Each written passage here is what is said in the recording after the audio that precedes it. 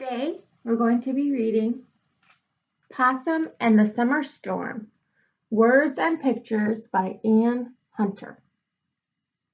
Now, before we start reading, let's look at the front cover and see if we can make some guesses about what will happen in this story and if we see any words or things that we recognize from lessons and things we already learned. So, Possum. I think I could bet that this is Possum. And I see some babies, some smaller possums. We see Summer Storm.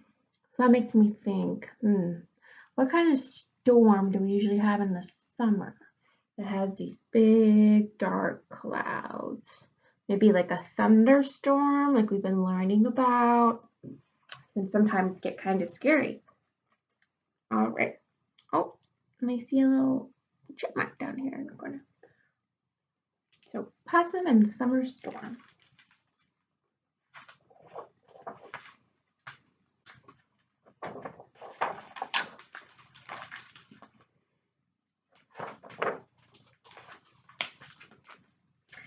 Possum looked out one summer afternoon. "Time to come in," he called to his baby possums. "It looks like we're in for some weather."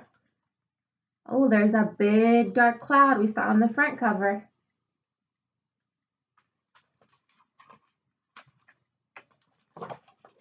Thunder crashed. Wind howled. The possum family watched as the creek rose. Oh no. Why do you think his eyes are so big? Think maybe it's scary. I know it can be a little scary when thunder crashes. It can be very loud. And that means we're right about it being a thunderstorm. The wind is blowing. You can see all these little animals on the creek. And Possum looks scared. "Hang on tight, children," Possum yelled as their brush pile home swept downstream. Oh, so here they are, all on Possum's back. But they've lost their house. See the other animals? There's maybe a porcupine here. We have some birds watching. They look safe. They don't seem very safe yet. Seems kind of scary.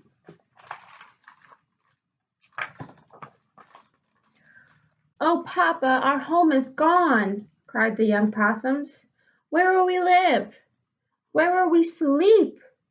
Possum surveyed the soggy land below. There was not a brush pile in sight. He was good at gathering leaves, but a leaf pile was not enough. "Don't worry, children," he said. "We'll find a new home." So, let's look at this picture. See, it's all swampy down there. Looks like, what do we think is happening here? Maybe it's starting to clear up. The sun's here, but here I can see it's still raining. So maybe the storm is passing.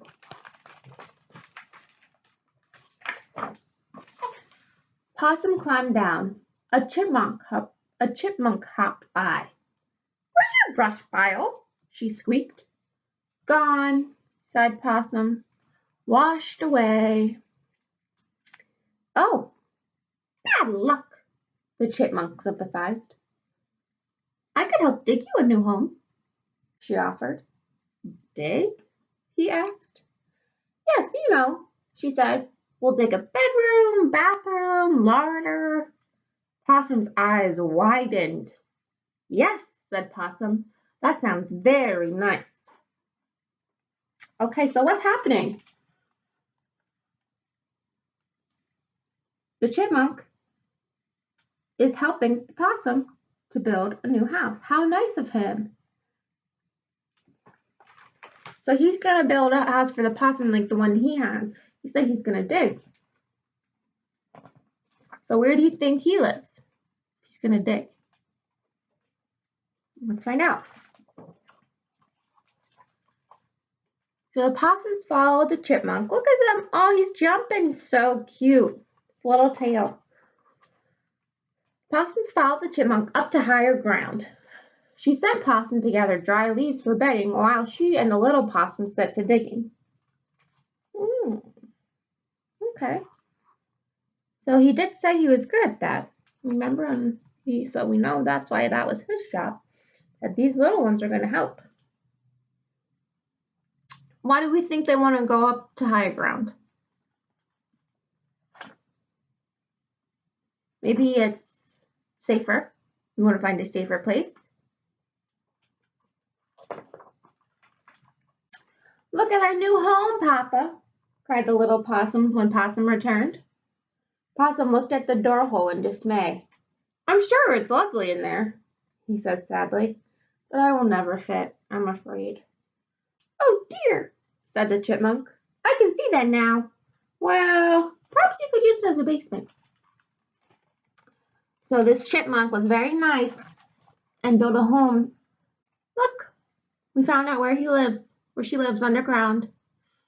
But the possum can't fit. It looks like the babies can, but he can't. Let's see what happens next. Possum and his children walked down to the marsh in search of a new home. They found a nice one, occupied, unfortunately. Hello, Muskrat, he called. How did you come by such a nice house? It's a lodge, called the Muskrat, and I built it myself. Cattails and mud. Want me to show you? So another word for a muskrat. Does anybody know? Anyone seen this? You can have a guess of what maybe this animal is, where he's living, and the type of house he has, and his tail is a good clue. A beaver. Beaver. So he says, I'll help you build one just like me. Muskrat followed them up to the rise and showed the possums how to build a dome of reeds and mud over the burrow that the chipmunk had helped them dig.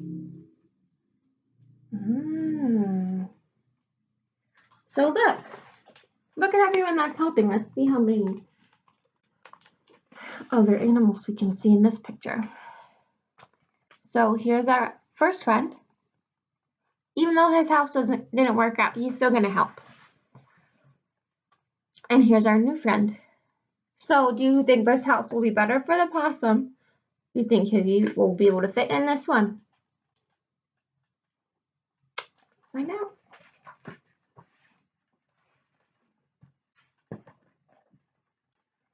A wasp flew by. What's happening here? She buzzed. Possum's brush pile washed away, answered the muskrat. He needs help building a new home. I can make a comb of chewed wood and saliva. It might make nice windows, said the wasp, and he set to work. Oh. So they were busy making this house. He was just buzzing along, and he said, I can make you a house like I have. Wow. Chewed wood and saliva. What do we think the saliva is for? What's saliva? What is that? Anybody know? Spit. It's in your mouth. I would guess that's what makes it stick.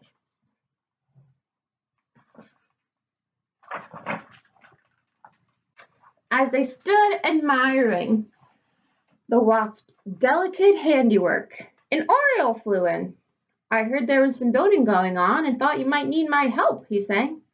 Everyone knows a nest is best. Why sleep on the damp ground when you could swing in a nest? Let me show you. Another friend is coming to help them. Oh, how pretty. So what do we have so far? We have this cool lodge the muskrat helped them build. And then we have these awesome comb windows. This is a comb that the wasp helped us build. And now the Oriole wants to help. How do you think his house is going to look? It says it's a nest. Do you think the possums will fit in there? I don't know. The Oriole wove hammock-like nests of grass and vines in the tree above the house. Wow, very cool. It's like a tree house. I bet some of you have tree houses. It's very fun. Wow, so many nice neighbors. They all stood back. Oh, Papa, it's the most beautiful home in the world, exclaimed the little possums. How can we ever thank you? Possum asked the animals. We could have never done it without you. Thunder rumbled. Can we all make thunder? Take our hands. Slap on our knees. Uh-oh. Look at this beautiful home. Everyone came together to help them build. Oh, your little hat. Look at this cute little hat. All of our friends are there. Thunder, rumble, don't know. What do we have to do when there's a storm? How do we stay safe? Go inside. Yep. Come in, cried Possum.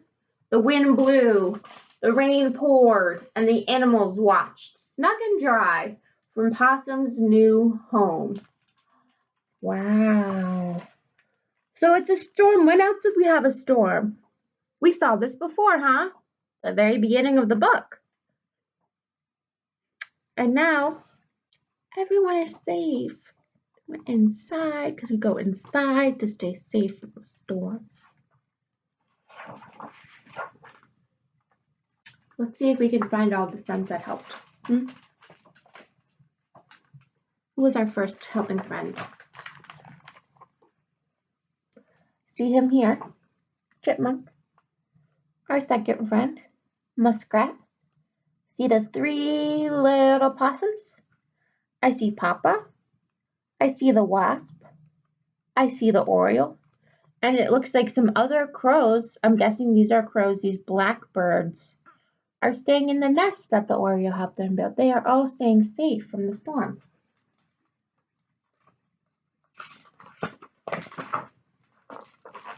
Come back soon, called Possum when the rain was over.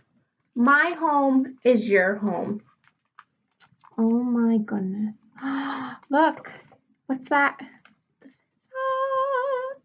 The rain stopped.